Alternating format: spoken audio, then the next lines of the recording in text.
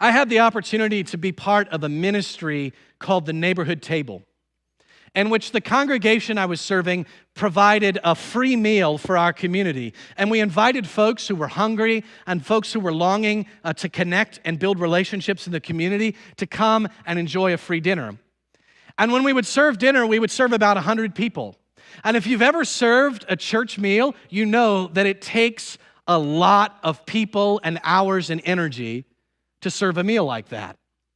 And so we spent a lot of hours doing things like chopping vegetables and preparing and setting tables and serving food and washing dishes. And at first, everybody was really jazzed up about that ministry because we knew that we were doing something good for Jesus. Right? Jesus is pleased when we feed the hungry and befriend the lonely and welcome the broken and the sinner into our midst. And so we knew we were doing something good for Jesus. But as the months wore on, our volunteers became cranky. And the neighborhood table became a box to check, something to do, rather than a ministry to offer. And volunteers began to quit. They began to stop coming, which made it even more difficult. And it was at that point that I realized something, and that was that we were operating out of a spiritual deficit.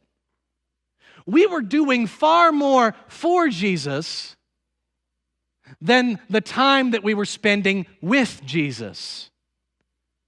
And so we made a decision that we would double the number of volunteers involved in the neighborhood table so that everybody's volunteer service would get cut in half.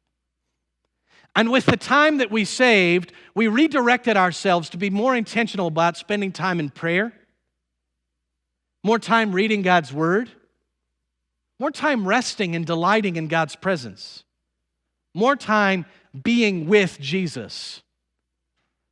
And it was only when we corrected our spiritual deficit that we began to experience fresh energy in that ministry. Be honest. How many of you have burned yourself out at a time in your life because of how much you've been doing for Jesus? It is easy to get so consumed doing for that we neglect to do with, that we neglect to be with.